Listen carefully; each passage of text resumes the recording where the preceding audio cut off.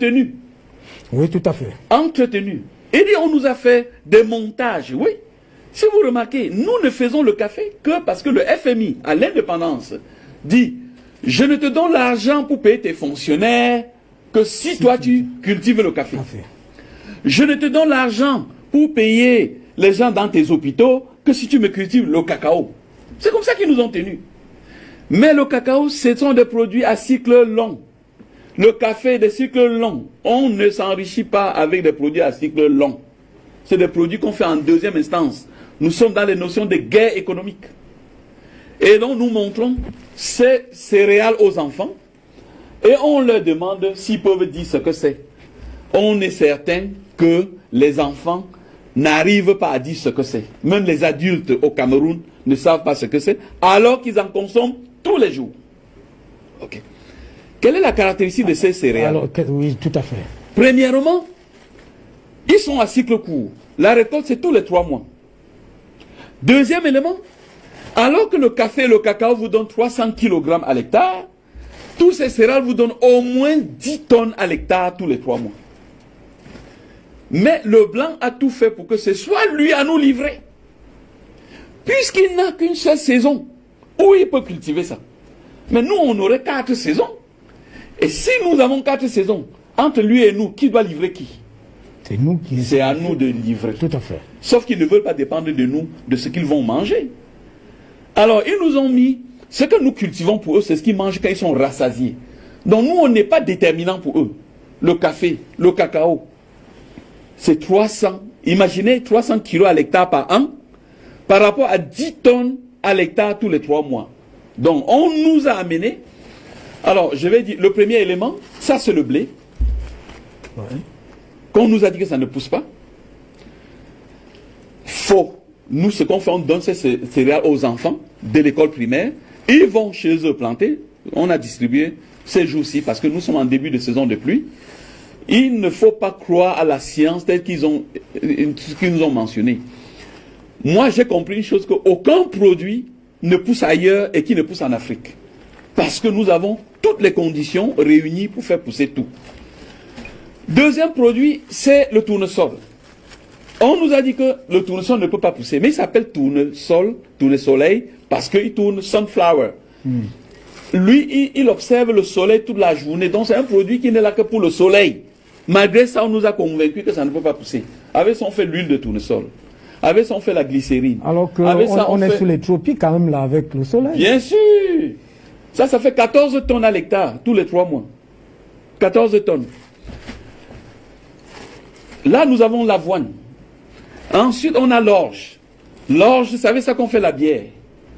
Mais est-ce que vous voyez qu'on nous a dit que ça ne pousse pas? Les Camerounais boivent la bière au plus profond des villages camerounais.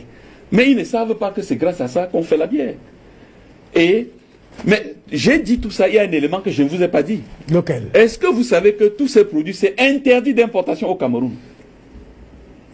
Officiel. Mais bien sûr, parce qu'il est interdit de perturber la croissance du café, du cacao et du coton.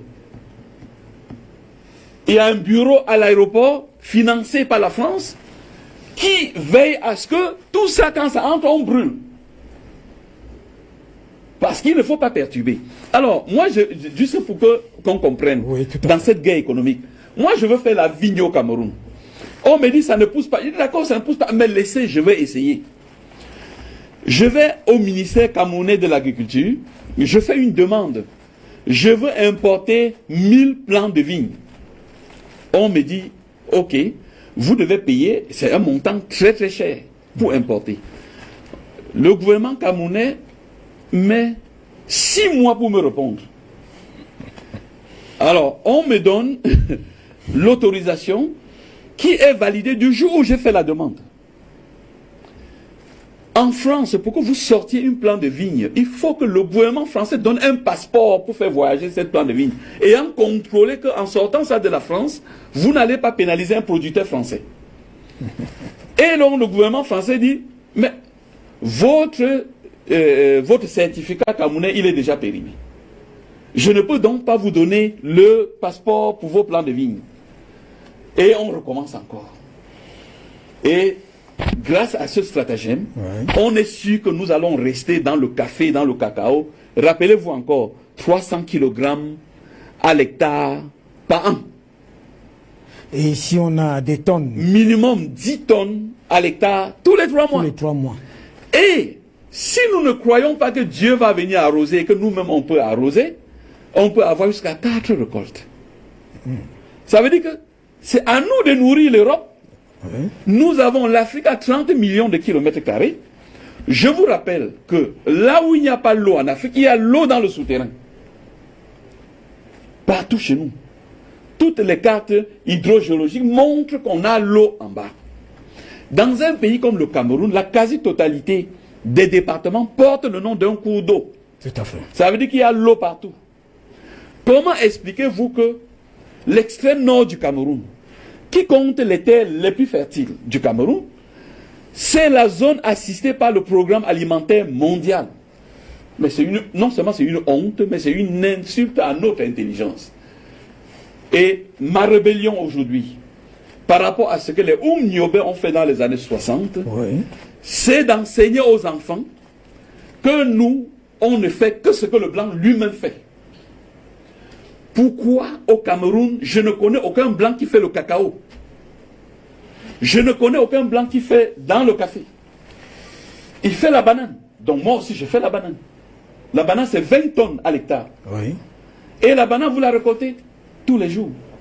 Mais si elle est gérée pas par les Camerounais pratiquement, vous le savez très bien. Oui. Bon. Elle est française. Elle est gérée. J'ai publié sur mon mur, bon, pour ceux qui ne me connaissent, j'ai une salle de classe qui s'appelle IEG sur Facebook.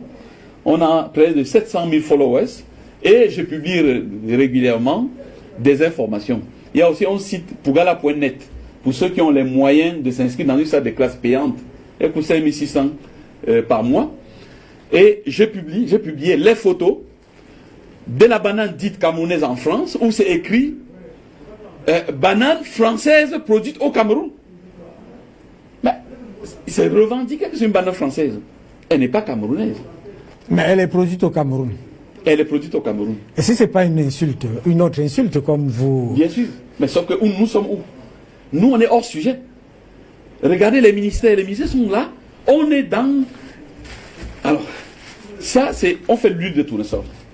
Un litre d'huile de tournesol coûte 3 000 francs au Cameroun. Ok. Ça sort après 3 mois. Vous avez 10 tonnes à l'hectare tous les 3 mois. Nos ministères sont là pour encourager les gens à faire que l'huile de palme. L'huile de palme. L'huile de palme donne à l'hectare 200 000 à l'hectare par an par rapport à ceci. Or, comme nous ne produisons que l'huile de palme, on est obligé d'aller faire frire pour blanchir. Donc on la rend toxique à la consommation. Et à la fin, on cherche à copier ce modèle, mais il suffisait tout simplement de planter et on pouvait tout simplement fabriquer. Est-ce que, pour aller dans le cadre de la sortie de ce sujet, est-ce que ça peut être un rapport de force économique avec les APE là? C'est-à-dire que on peut s'approprier ça partout au Cameroun et que est-ce que c'est possible? Voilà, c'est possible aujourd'hui. Par exemple, nous payons, on distribue les semences aux agriculteurs, nous achetons le kilogramme à 500 francs. Oui. Donc 1 kg de tournesol qui est livré à l'usine, c'est 500 nous payons. L'agriculteur trouve plus intéressant que de faire le maïs par exemple. Ok. Ce qui est intéressant de savoir c'est quoi? C'est que les Africains de la diaspora